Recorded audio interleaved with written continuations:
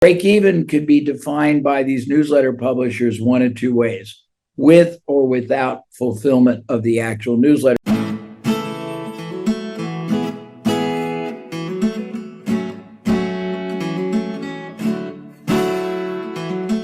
Everyone was running ads and all this media where only a fraction of the audiences really cared about gold. And I said to my client, let's not go there. It's a waste. Let's go where the hungry crowd is. And the hungry crowd were the readers of all these newsletters, because they tended to be conservatives. They tended to be what's called free market economics. A guy named, it was Austrian economics. Think of the name of the guy who was known. I know what you mean. Yeah, I'll think of it and come back. But these people were really staunch, independent people, and they believed in gold as a hedge against inflation, as a transportable form of, well, all kinds of things. So that's the first distinction. The second is talking about strategic thinking. The second distinction was most people would go to a newsletter, and that's where they were, and say, well, you do a promotion. A promotion meant a static, a tactical activity. And I didn't. I went to a bunch of them, 25 of them, and said, we want to be your recommended provider. We want every time a new subscriber comes in to you to send with their welcome packet, a packet we provide at our cost that literally tells the story of hard assets, which are gold, silver, rare coins. Yeah. We want to pay the cost of 4 times a year you putting out a special edition of your newsletter on the outlook for rare coins, for gold, for silver. We want to pay at our expense to promote regional seminars that you will speak at, our president will speak, and we will pay for an iconic author or someone of real desire to go to. That was the first part of our strategy. Then, and we would give them a share for that. Then, when they're in the newsletter business, I'm going to get a little confusing. The newsletter business, people would mail promotional letters, subscription promotional offers to rented lists until they hit break even. Break even could be defined by these newsletter publishers one of two ways: with or without fulfillment of the actual newsletter. But it was very modest, because back then there were special provisions in the mailing postal service where you could send it's called a second class publication out for literally pennies. So it didn't really, the $6 was not that relevant. But when they stopped mailing, it was because their offers stopped pulling at break even. The gold company, we had a deal where we got joint tenancy, joint ownership of all the names we helped them create. We would take the newsletter promotion they stopped mailing, the marketing piece, the sales letter. I would redo it. I'd change the headline. I'd change the risk reversal. I would change the bonuses. I would add whatever levers that I knew that were missing, and we would make it more powerful, and we would get half of the profits and joint use of the name. When it stopped working, if you know anything about the newsletter business, most newsletters are sold on the basis of the premium, the bonus. Right. The bonus can be Sports Illustrated football phone for those of you guys. Yeah, that's good. But in newsletter, it's the 25 stocks that are going to explode. Right. The strategy for wealth creation, no one else ever tells you.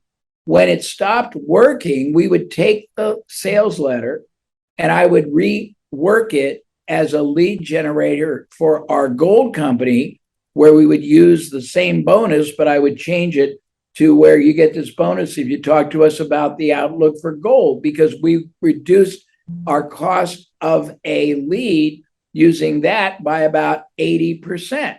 So that's one way of being strategic. And we built it from $300,000 to $500 million, and we only paid on results. So our out of pocket, even though we funded everything ourselves for the newsletters, we funded them usually out of the money we made right away on the people that would buy from us for from basically new subscribers. Another approach, and this was a colleague of mine, it was really cool. So it goes back to the Gary Halberts story, because he was actually one of these people.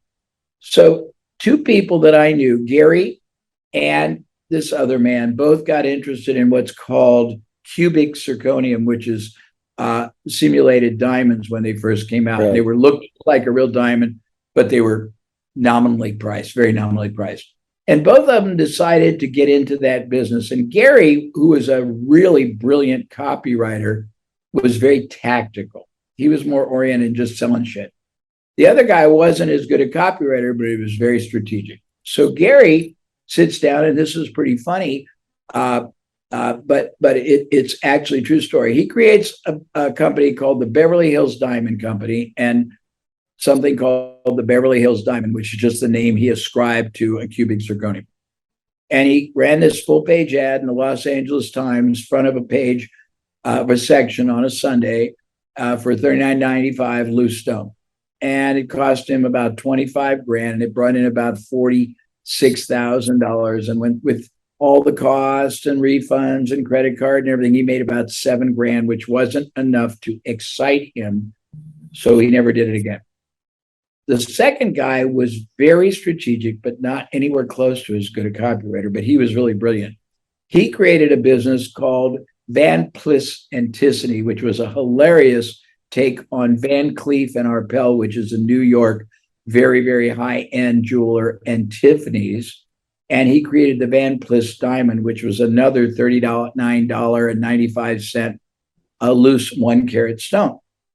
But Gary, when he did his business, because he was only front-end oriented, he stuck the stone he was selling in a shitty little corrugated envelope, in a cheap secondary envelope with a little like a buck slip explaining it, and sent it out.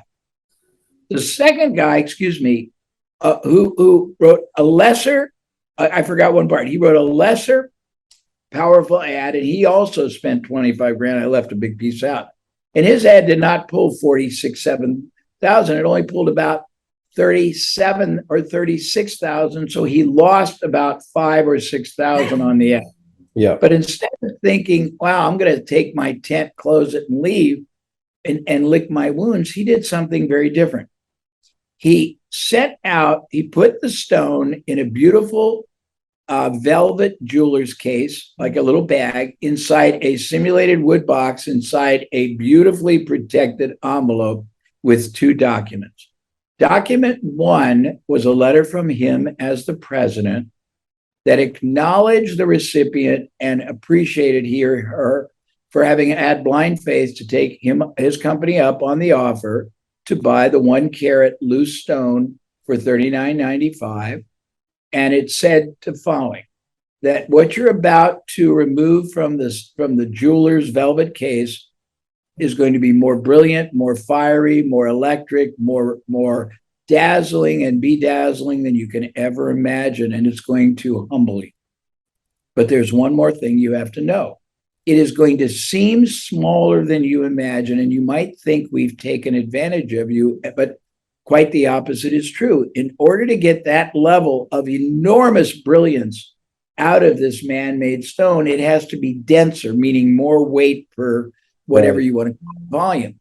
And then he said, when people see how much more beautiful the stone is than they ever imagined, they have contacted us saying, can we buy 5 and 10 carat loose stones that we can take to our jeweler to set in rings and earrings and pendants and bracelets? And every time we've said yes and supplied them and followed up, their jewelers have charged them an arm and a leg for items because we are a manufacturing jeweler, would sell for half that price. And so, in respect for you having faith in us, we have taken some of the most beautiful 5, 10, 20 carat stones, preset them in beautiful 18, 14 karat white and gold settings, and you will see in with this package a catalog showing all the items that we sell at prices we guarantee are 50% or less what any jeweler would charge you set. And in order to prove that, we will guarantee that we won't even consider your purchase if you wish to buy anything in this catalog, binding on your part, for 60 days, enough time that two things have to happen.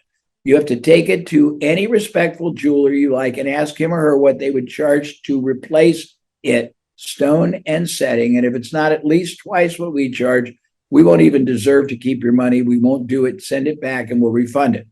Second, in grateful appreciation for you having invested $39.95 blindly, we want to acknowledge and reward you. So we were going to give you twice that credit back if you want to trade it in for one of these these larger size set pieces of jewelry. And to make it even easier, we have included a prepaid envelope here that you can put it in and send it back along with your order.